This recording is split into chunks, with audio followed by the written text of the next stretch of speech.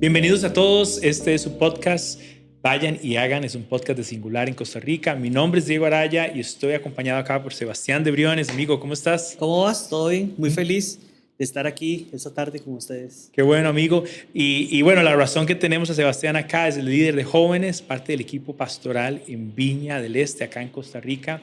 Y como parte de esta serie de ministerio o enfocada en ministerio juvenil, le hemos querido invitar, queremos escuchar cómo han logrado ser una iglesia que involucra a los jóvenes en la dinámica de servicio, en la dinámica en general. Pero bueno, Sebastián, contanos primero un poquito de vos, contanos tu historia, cómo conociste de Cristo y a partir de ahí vamos conversando también lo que has venido haciendo con el grupo de jóvenes en Viña del Este. Bueno, gracias por tenerme aquí. Como dijiste, mi nombre es Sebastián, soy arquitecto de profesión y además trabajo en la Viña del Este, en el equipo pastoral. Estoy casado, como les he comentado a algunos, estamos esperando un bebé, eso es una gran alegría, bueno, sí, de verdad que gozo. estamos muy emocionados. Y tenemos dos perritos que son parte de nuestra vida impresionante, entonces realmente... ¿Cómo se llaman? Cooper y Figo. Cooper. Tienen 3 años y 2 años. Y no podemos dejarlos nunca por fuera en nada de lo que hacemos. Entonces, por eso necesitaba mencionarlos porque son súper importantes para nosotros. Bueno, en el equipo tenemos varios fanáticos de amantes así locos de los perros. Sí, sí, a ellos son nuestra fascinación y nos han preparado mucho. Espero que nos hayan enseñado mucho para ahora que vayamos a tener un hijo o una hija. Pero bueno, sí, como te dije, soy Sebastián, yo soy el menor de 3 hermanos. Mi papá es español, mi mamá era costarricense. Y bueno, yo nací en una familia católica, pero una familia católica que siempre estuvo muy activa en la iglesia. De hecho, nosotros, si la misa era a las 9, llegábamos a las 8:30 y mi papá a todos les repartía. A mi hermano le tocaba la primera lectura, a mi hermana la segunda lectura, a mí me tocaba, como era el menor, me tocaba el aleluya o me tocaba leer los salmos o algo así. Siempre éramos los que recogíamos ofrenda y todo eso, entonces ahí como que hubo un valor de servicio en la iglesia. A mis 19 años, mi mamá, después de 2 años de estar enferma, fallece. Fue un momento complicado en mi vida. Mi hermana había salido de la casa ya, había tenido un hijo soltera y estaba viviendo con mi abuelita. Y mi hermano se había independizado también, él es ingeniero, entonces se había independizado. Y yo quedo ahí en la casa solo con mi papá. Y esto fue una bomba para nosotros. El perder a la mamá, la dinámica familiar y todo esto fue complicada. Y realmente esto me cambia totalmente mi vida. Yo además era una persona muy callada, muy tranquila, y eso pega directamente a mi identidad. En ese tiempo, yo estaba en el Colegio Monterrey, una amiga mía me invita a ir a la Viña del Este, y yo ya había estado asistiendo cuando mi mamá estaba enferma, pero con la muerte de ella se intensifica el poder asistir a la viña. Y ahí me conecto con la iglesia, me conecto con los jóvenes sobre todo. Y algo que capturó mi corazón es que el pastor general, don Carlos Chacón, él de cierta forma me adopta como un discípulo, como un hijo. Recuerdo que yo a veces en las tardes iba a la iglesia, no había ninguna reunión, estaba ahí, toda la gente estaba trabajando y tal vez él me decía, vamos a la casa, tomamos café, y me llevaba con su esposa, con sus hijos, y así me empiezo a conectar con la iglesia. Ahí empiezo a conocer un poquitito más de Dios, y creo que ahí es donde realmente hago mi conversión a ser un seguidor de Cristo. Wow, chiva. 19 años, estás Sí. súper joven. Y me llama muchísimo la atención porque en el episodio anterior con Manuel mencionaba también cómo su rol o el rol que tuvo Ernesto en el caso de él, su líder, fue importantísimo. Ahora mencionabas a tu pastor, el pastor de Viña, que todavía actualmente es el pastor. Correcto. Y cómo en esa dinámica te invitó siendo un joven y eso te vinculó, te amarró, digamos. Sí, y me encanta mucho esta imagen de esta invitación porque yo siempre he pensado que el reino de Dios es como una gran mesa donde nos sentamos, donde siempre hay campo. Me encanta una parábola donde hay como una fiesta y que dice, vayan, busquen a las personas, traigan los que estén en las esquinas y todo esto. Sí. Esta gran invitación me encanta y creo que mi testimonio tiene mucho de ejemplo de una gran invitación a aquel que no merecía, aquel que tal vez no hubiéramos pensado que era el invitado principal, ¿verdad?, de una fiesta, porque tal vez el otro día hablaba con unos amigos y les decía, yo tal vez no era la persona que decían, uy, invitemos a esta muchacha a la iglesia porque es líder, jala gente. ¿verdad? Tal vez era una persona silenciosa ahí, pero Dios siempre tenía un plan para mí y había puesto los ojos y me hizo esta invitación. Esto cambió mi historia. Qué bueno, qué bueno. Cuéntanos un poquito ya en ese proceso de vincularte y ese sentido de familiaridad que surge con la relación con el pastor. ¿Cómo fue tu inicio ya en el servir, en el involucrarte en el trabajo con jóvenes? Claro. ¿Cómo fue esa parte ya más activa? Sí. Sí, desde que llegué a la iglesia, recuerdo que casi desde el día 2, por lo menos en nuestra iglesia, tenemos una frase que dice, todos juegan. Y podemos hacer pequeñas cosas y rápidamente nos ponen a hacer algo. Don Carlos muchas veces dice, en la economía del reino nada se desperdicia. Y si uno sabe mover sillas, lo ponen a mover sillas. Y recuerdo que así empecé, porque la iglesia estaba en San Pedro, diagonal Vargas Calvo, y el grupito de jóvenes era en el mismo salón principal, pero hacíamos un círculo. Entonces yo llegaba como a las sillas y todo esto. Y el ser tomado en cuenta en pequeñas cosas empezó como hacerme sentir que yo era una persona que era útil para el reino de Dios. Unido con esto, lo que te contaba ahora, empezar a relacionarme con don Carlos. A veces él tiene que ir al banco y me decía, Sebas, ¿qué estás haciendo? Yo nada, bueno, acompáñame al banco. Y empezar a relacionarme, empezar a tener un discipulado uno a uno, más un discipulado de inmersión, más que un proceso. Esto empezó como a conectarme mucho con la iglesia y empecé a encontrar un propósito, empecé a encontrar que toda aquella falta de identidad, toda aquella falta de dirección en mi vida, había un propósito que Dios tenía para mí. Y algo bonito que me sucedió es que empezaron a darme chance en muchas cosas. Primero, acomodar las sillas. Tal vez como yo quería estudiar arquitectura, dijeron, puede ser que acomode bien las sillas, porque acomoda bien los espacios. Sí. Los va a poner proporcional y bien centrado a la misma cantidad de Exacto. sillas a cada lado. Sí. Bueno, y es una tarea que me han puesto hasta el día de hoy, ya ahora me pone a diseñar cosas de la iglesia. Entonces, sí, es un área que seguro dijeron, ese es el que nos sirve, un arquitecto. Pero me empezaron a dar espacio en muchas cosas. Recuerdo que estaba también aprendiendo a tocar guitarra. No profesionalmente, un tío me había enseñado, sabía 3 notas, ¿verdad? Nada más. Y con ese poco conocimiento me daban oportunidades. Recuerdo la primera vez que me permitieron dirigir la adoración. Éramos un grupito como de 12 personas y yo me aprendí una canción y empecé a tocarla. Y recuerdo que en ese círculo todas las personas se acercaban para ver qué es lo que estaba cantando, qué es lo que estaba tocando, pero con una misericordia, con una pasión de adorar, a pesar de que al frente estaba tal vez el peor músico que pudieron haber tenido ese sábado en el grupo de jóvenes. Y este tipo de misericordias, ese tipo de espacios que me fueron permitiendo desarrollarme con amor, creyendo en uno, me engancharon totalmente en el servicio. Sí. Me gusta porque hay como un sentido que te engancha en la experiencia o en la cultura, digamos, de lo que Claro. la iglesia ya venía haciendo, ¿verdad? De tomarte en cuenta, dices, con las sillas, con esto de la música. Y a pesar de que te describes como alguien como más pasivo, más callado, quizás o algo así, Sí, hallaste atención y hallaste espacio. sí, Creo que esta es una palabra y la hemos mencionado un par de veces en los otros episodios, que el joven necesita espacio y con claro, los espacios correctos los jóvenes pueden desarrollarse. sí, Ustedes actualmente tienen pues, una iglesia pues, más desarrollada sí, ahora con el tiempo, me imagino con un montón de más áreas en las que están trabajando. Pues ya has evolucionado no solo en el servicio de jóvenes, pero ya alguien que tiene un liderazgo en la iglesia y está sentado con el resto de los pastores. Y el tema clave para nosotros en este episodio es cómo se hace, Sebastián, para generar una cultura de servicio en los jóvenes. ¿Cómo hacer para que los jóvenes no solo pertenezcan al grupito de jóvenes, sino que estén en la dinámica activa de la iglesia? claro. Yo creo que hay una frase que a mí me encanta, que está en la palabra de Dios, que dice, lo que hemos recibido de gracia, démoslo de gracia. Entonces, no podría hablar aquí de una metodología académica, pero sí puedo hablar de lo que yo recibí y lo que hemos hecho con muchos jóvenes. Y primero que todo es el sentimiento de familia. Ujú. Creo que un joven que es escuchado, que es integrado.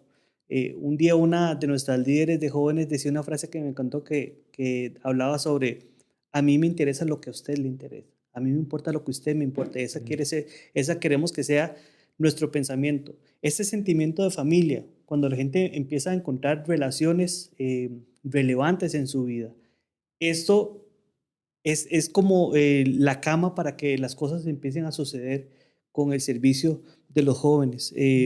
Tener un ministerio donde aprendemos a delegar con misericordia. Yo ahora les contaba que la gente tuvo misericordia conmigo. ¿Qué hemos hecho muchos nosotros? Tener un ministerio que con misericordia permita que la gente se desarrolle. Muchas iglesias tal vez no permiten que una persona cante si no canta perfectamente. Nosotros hemos abierto espacios para que la gente pueda fallar, pueda equivocarse, pueda quebrar las cámaras, ¿verdad? Pueda, como cuando uno es chiquitillo en la casa y toma un vaso y está aprendiendo con los vasos de vidrio y se le quiebran. Hay dos opciones. El papá puede decirle, nunca más vas a tomar un vaso, o puede decirle, hay otros vasos para que aprendas a tomar refresco en un vaso de vidrio y eso te va a hacer crecer. De la misma forma hemos visto el ministerio en esta misericordia, en este permitir que las personas se equivoquen, abrir espacios para que los jóvenes puedan equivocarse, ser guiados y volver a intentar, lo que es mucho lo que Jesús nos enseñó.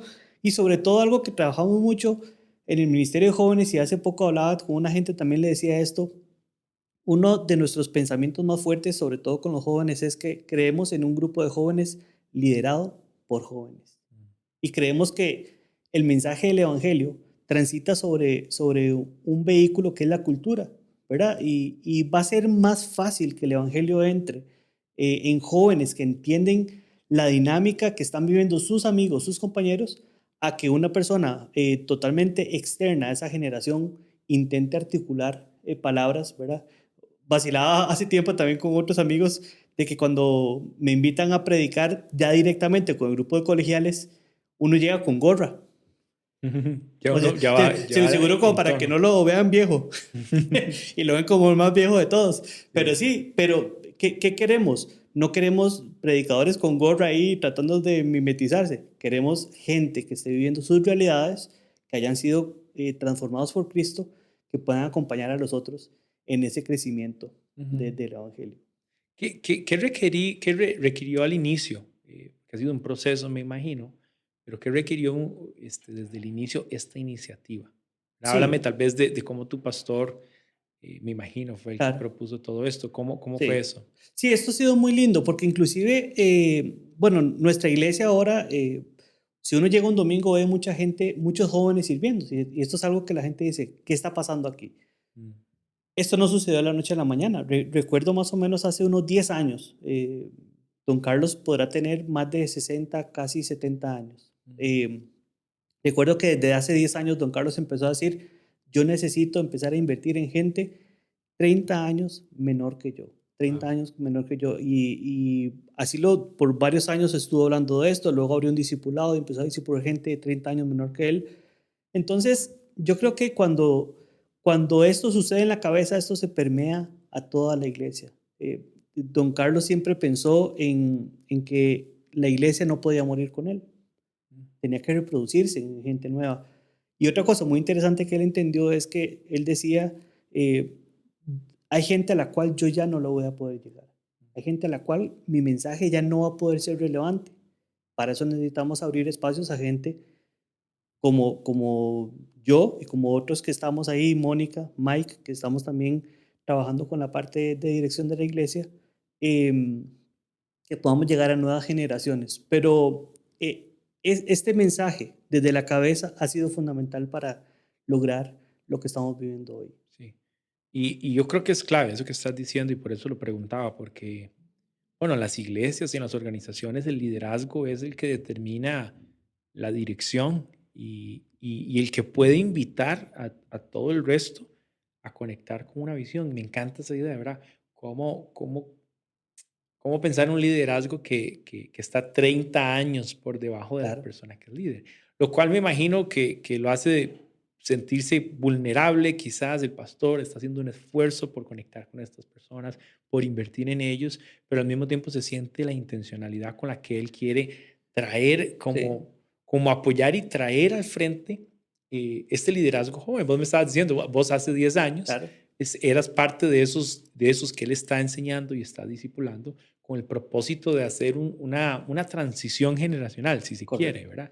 Y eso me parece una gran necesidad en nuestras iglesias, porque pues sí es común ver gente que es el líder y se siente como que voy a ser el líder eternamente, el líder, ¿verdad? Sí, Y es un engaño, nadie puede ser el líder no, eternamente de nada porque además somos de la muerte, ¿verdad? O sea, claro. como tenemos una fecha en la que ya se acaba, entonces, qué mejor que tener esta idea que estás diciendo que ustedes han vivido, ¿verdad? Y había también había un tema también de humildad. ¿Por qué?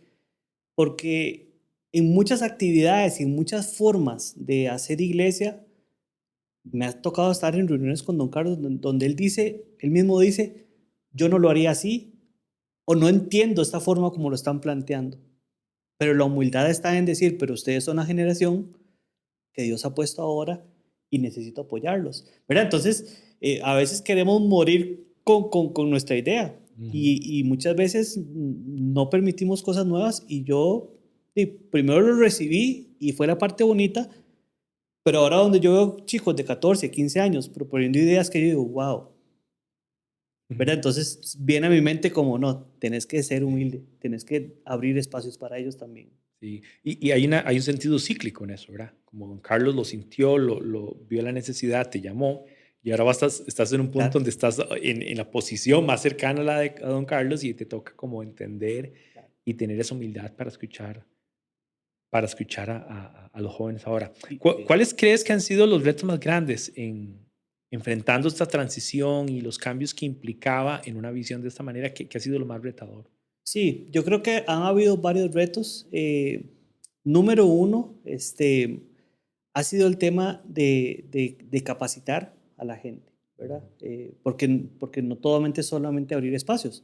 O sea, no podemos decirle a alguien que vaya a nadar si no sabe nadar.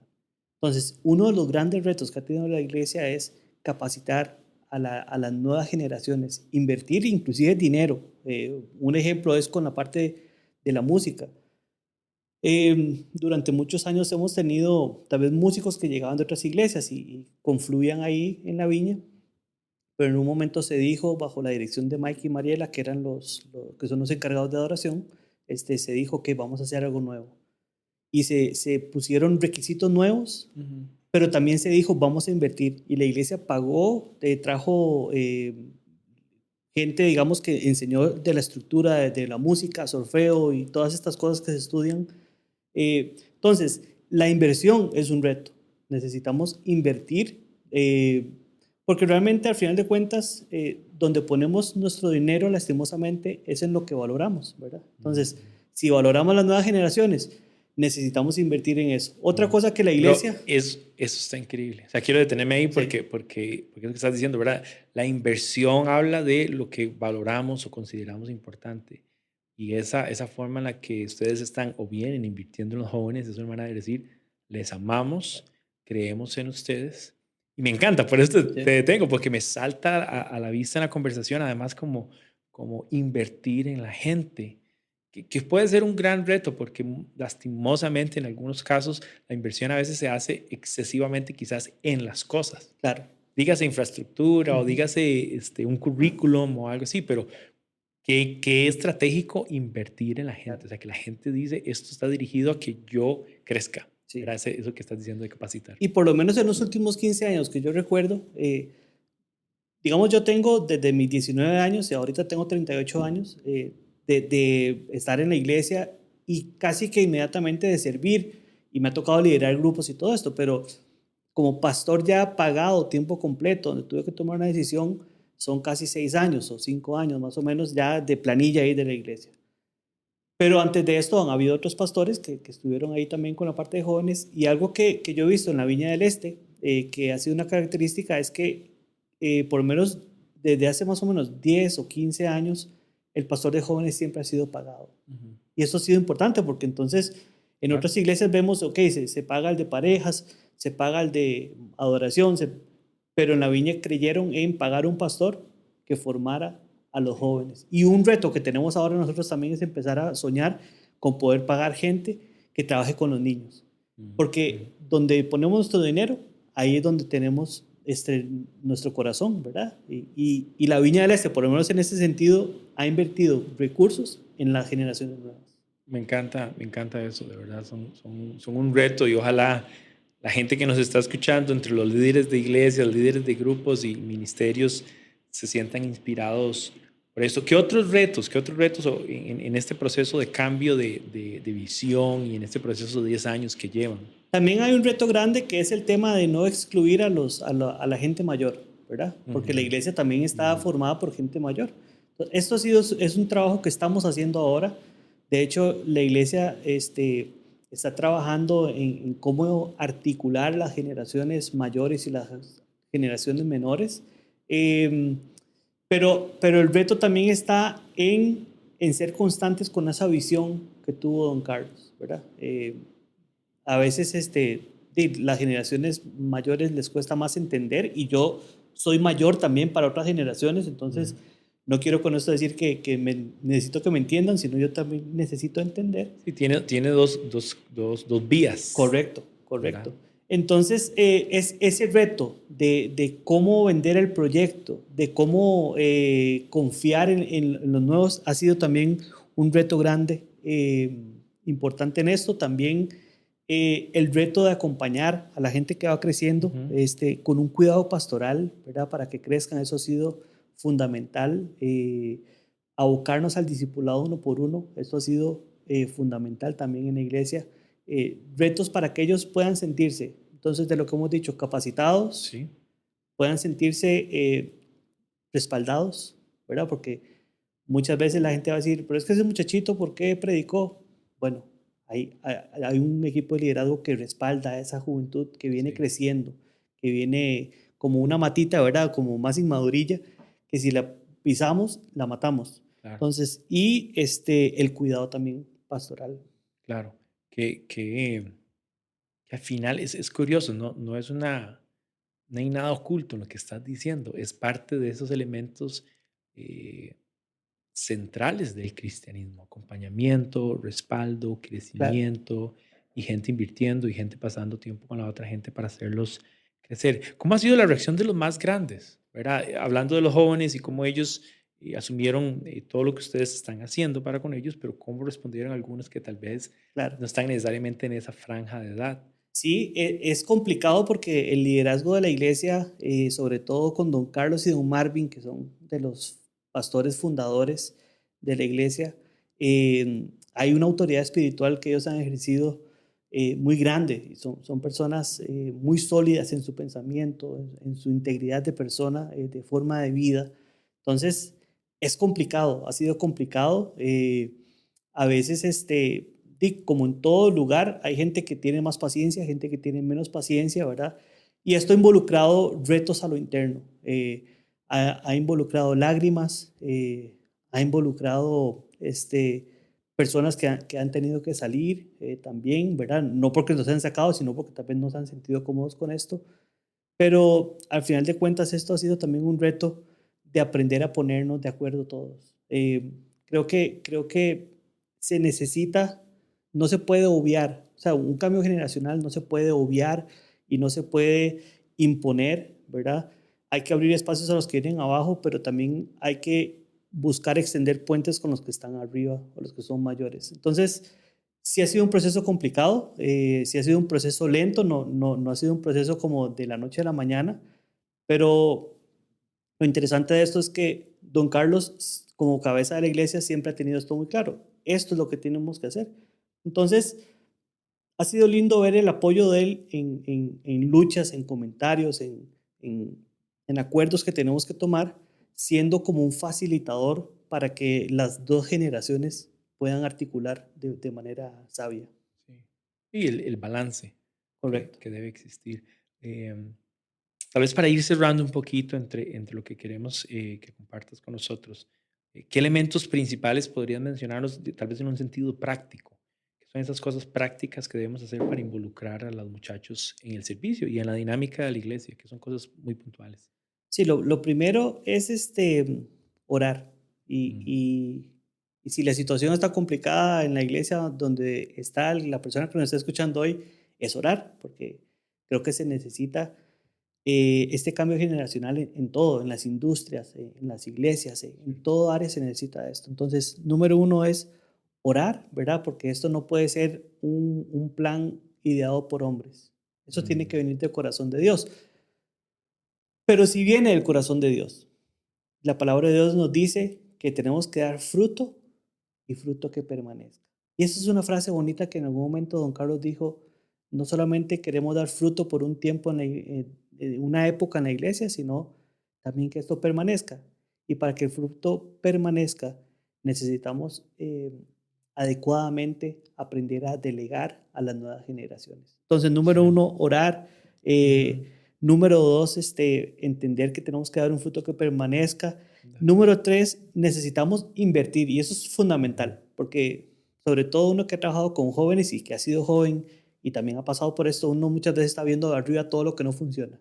Es que no me dan espacio, es que no me abren las puertas, es que a mí no me invitan a predicar, es que a mí no me hacen esto, es que a mí, ok. Y muchas veces estos han sido cuestionamientos que me ha tocado hablar con muchos de los jóvenes. ¿Cuál era mi respuesta? Construyamos nosotros la cultura que queremos, que empecemos a replicar en la iglesia. ¿A usted no le han abierto espacios? Empiece usted a abrirle espacios a los que están abajo.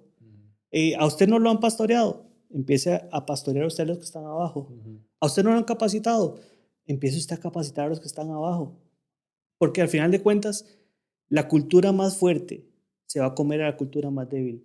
Y necesitamos empezar a vivir la cultura que queremos experimentar. Entonces, si hay gente que nos está escuchando en esa situación, que se siente como en una licuadora o se siente que las cosas no avanzan, empiece usted a ser el generador de cambio. Empiece usted a ser usted el que pone la cultura de cambio y de involucramiento para aquellos que usted piensa que no se lo merecen, para aquellos que tal vez no son tan aptos.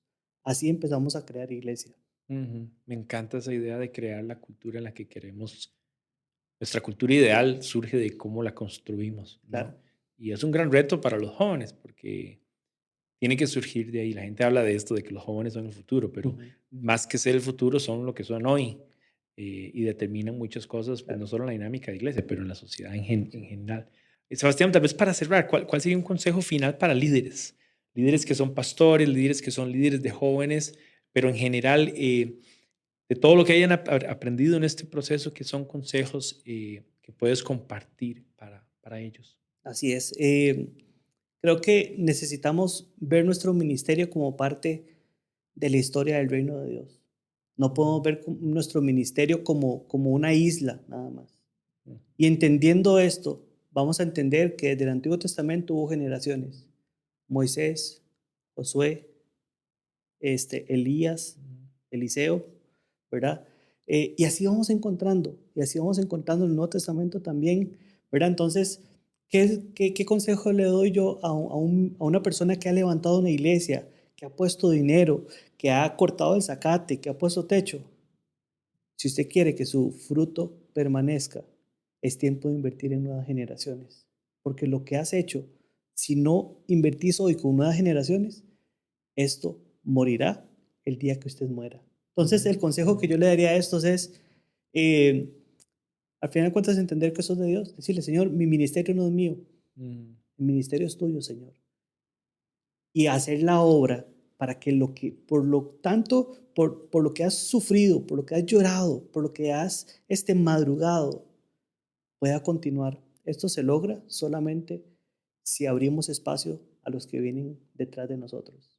Gracias, gracias. Qué gran reto para todos, como que decía, es algo cíclico. Entonces hoy nos toca ser los jóvenes de esta historia y más adelante nos tocará ser los adultos que abren campo y espacio, como estás diciendo, para los jóvenes. Sebastián, muchas gracias por tus palabras, por compartir un poquito de tu historia.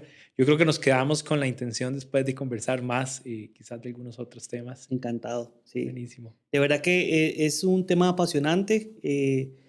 Creo que Dios quiere hacer algo en cada generación y Costa Rica sobre todo tuvo una generación con muchas cosas hace unos 20 o 30 años, ¿verdad? Con historias milagrosas, grandes campañas, pero creo que Dios está preparando una nueva generación para hacer lo que Dios quiere hacer. Que así sea. Amén. Gracias, gracias. Gracias a ustedes. Ha sido una conversación súper rica, sobre todo ver este fenómeno de ver jóvenes sirviendo, activos, involucrados en la iglesia, no solo en su grupo, pero involucrados en la iglesia. Y queremos invitarlos a que revisen toda esta serie de Ministerio Juvenil, desde el capítulo o el episodio 20, 21, con respecto a las conversaciones, cómo invertir en los jóvenes, toda la dinámica del ministerio juvenil y qué es tan importante seguir invirtiendo en las generaciones. Queremos invitarles también a que puedan seguirnos en las plataformas, tanto los que están viéndolo en YouTube, que puedan compartir y suscribirse al canal, igualmente a través de los canales de podcast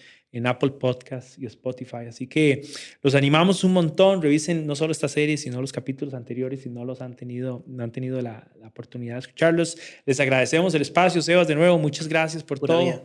Y bendiciones para tu hijo que viene en camino, para tu Amén. esposa. Amén. Pura vida. Gracias. Bendiciones. Este fue el episodio 22 de Vayan y Hagan. Esto es un podcast de Singular en Costa Rica y nos escuchamos en la próxima también.